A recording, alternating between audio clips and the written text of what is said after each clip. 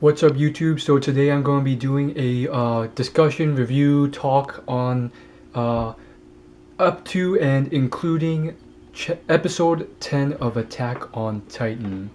Um, by the way, I am considering either uploading a review on the TV series um, Big Bang Theory on here or my main channel, or on both if YouTube will allow it. Let me know in the comments if you would like to see that sort of stuff, non-manga related reviews. I've already done movie slash film reviews, and I'm considering doing Wolf of Wall Street, which is a new movie that's just been released. I've already watched it. I'm wondering if you guys are interested in a review on that. Um, More importantly, though, I decided to do a review on Attack on Titan again because of just how crazy it is. So last night I was watching it and it was just so gripping. I just kept watching more and more and more up until episode 10. Then I realized if this continues, this could cause a lot of problems if I don't wake up tomorrow. So I didn't want to oversleep and I stopped, but it was almost like designed to make the cliffhangers force you to keep going, but it was done in such a good way. Like it didn't even matter where you ended it. It was simply the plot was really good. Granted, it's definitely a mature sort of manga. I thought it'd be okay. I actually let my younger sisters in fifth grade watch it. They seemed to enjoy it. Sometimes they were pretty creeped out. And then we got to like episode 6 or 7 with the one of the I think it was a supply corps member. He eats his own shotgun and pulls the trigger. Then I'm like, okay, this is pretty mature. So I don't know. I'm probably not gonna hit the enable age restriction on this video, but you get the point. Anyhow, long story short, Attack on Titan episode 10, ridiculous. I Spoiler alert, by the way. I can't even believe what's going on. I had a sense, I knew almost from the moment when that second Titan started attacking the first Titan. That was when I started pretty much knew that this Titan was Eren. How? Because of his eyes. I mean, his eyes gave it away. It was very obvious. His hair was very special. It was a very special sort of hair that we didn't see in other Titans. But most importantly, his green eyes gave it away. He had green eyes in the Titan. It's very interesting, and I was like, I knew it was him, and I was very baffled how no one, even Mikasa, didn't immediately realize or very quickly realize, hey, could this be Eren? More so, I'm just completely baffled at how some of the soldiers are just completely in prejudice to this Titan. They're going on about how he doesn't care if this. It wasn't a group of people. It was one specific person. I don't know his name, but he has that like brown bowler haircut, and he was like, how can we even bother to help this Titan? Who cares if he's attacking other Titans? All Titans are the same. Blah blah blah blah blah. Granted, you can understand the prejudice, but it is astounding and somewhat unrealistic, at least for me, how they couldn't, set that aside and realize, you know what? Maybe this guy's a good guy. Maybe he's on our team. Maybe he's Eren, who has morphed into the Titan. Maybe he's different from the others. Maybe we can learn something from him rather than just try and kill this guy. It's ridiculous.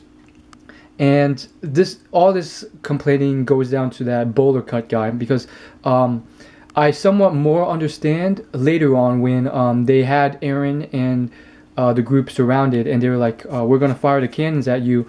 Are you human or Titan? I understood that more because of their fear and their misunderstanding, and not really even not really seeing Eren in Titan form fight these other Titans. So their fear and misunderstanding, I could understand that more. But the whole thing, it's irked me to no end. I'm like, how can they be so stubborn? And I'm trying to equate this to real life, and I'm trying to reason. You know what? Look at slavery and the prejudice and racism with slavery and the revolution of African Americans. Don't see that as a realistic sort of behavior to humans? And I'm thinking, and I'm like, yes, it is in a way, but at the same time,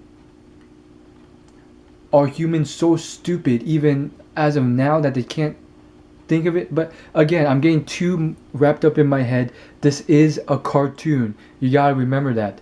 But granted, still, if this were real, I feel like it's just, that's always something I always equate to. It's like whenever it's a film or a story or a cartoon, moments where you could be realistic and rational, and you're just too loose and not careful, and you're not. Those are the moments that irk me somewhat. So this is one of those moments, and I'm like, what the heck is even going on? I still somewhat understood it to a point. And then when the commander stepped in, I'm like, okay, they have some sense. Granted, they may even be better than some of the individuals in this world. I mean, there are some warped individuals who have no sense of, upper mind capabilities, and they're just prejudiced, and they'd probably be like these guys who are just like, Aaron's a Titan. He's a Titan. We're not gonna bother trying to see if he's on a good side. Let's just kill them all, which to me sounded so stupid. So the end of the episode 10 was when the commander, from my view, pressured Aaron to transform into his Titan form, which I thought was just. I thought this commander was really, really strong, as well as really, really compassionate and kind, and he is in certain ways. But this sort of pressuring of Aaron to do so, it's kind of insane. So I'm really concerned with Aaron and so forth, because we got all these groups who are like you can tell that they don't know what's going on. They're all coming to the scene, and a lot of them know more what's going on, and they don't like it, and they want Aaron dead, which is really bad. And when you're fighting against all those humans, no matter how skilled Mikasa is, it's going to be very tough if everyone's out to get them.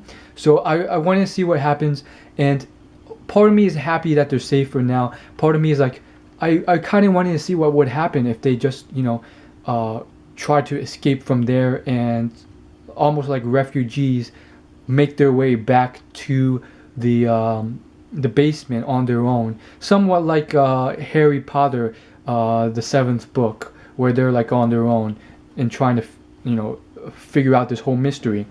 So finally, I'm very interested to see what happens. I think Aaron's going to figure out how to do it. I think all you have to do, he has to have the will to do so, and also I think he has to like bite himself and pull out some blood to transform into his Titan form.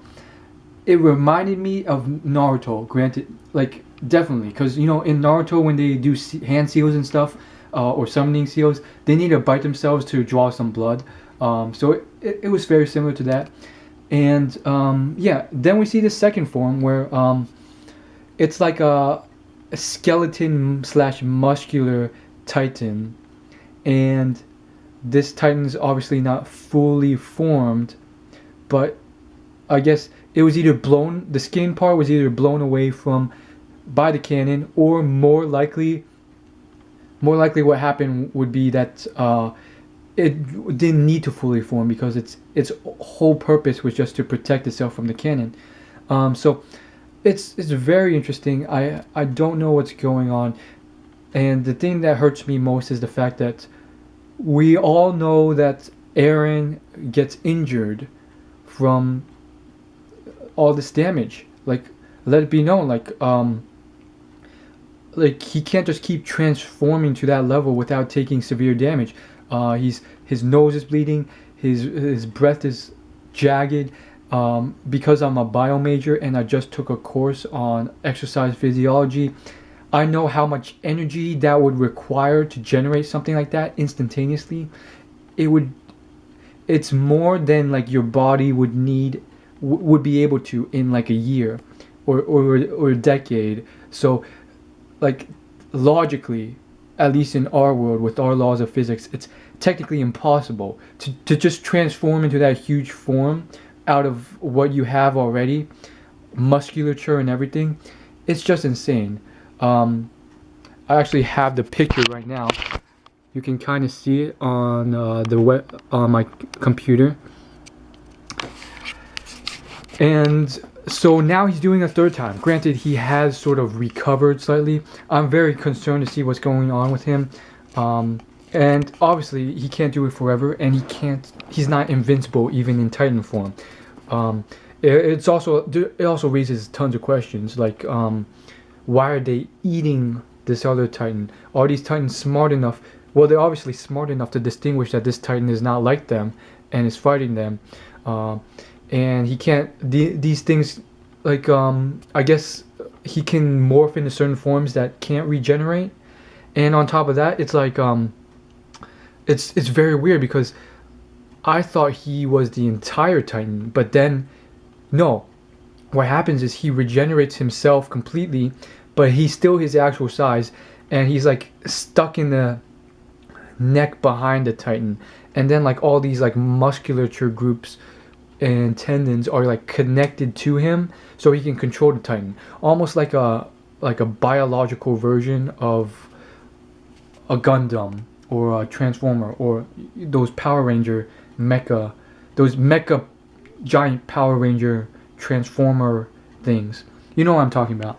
And it's very creepy. And then like I guess when like his Titan form gets injured or blows up or deteriorates, then he just unlatches himself from it, almost like a cockpit, and he escapes. It's very strange, sick sort of stuff. And more so than that, like apparently these, like it's kind of sad how he's using these Titan morphations, or that's not a word, these like giant Titan forms as just vehicles, and then like once they're used up he just lets them deteriorate. And it's very strange how the Titans work. I mean, their normal body heat is excessive, which is strange. On top of that, they deteriorate almost immediately after they die, and they turn into like black gunk, which also doesn't make sense. And then yeah, that's pretty much it. So as always, like, favorite, comment, and subscribe. And I'm probably going to be watching episode 11 now.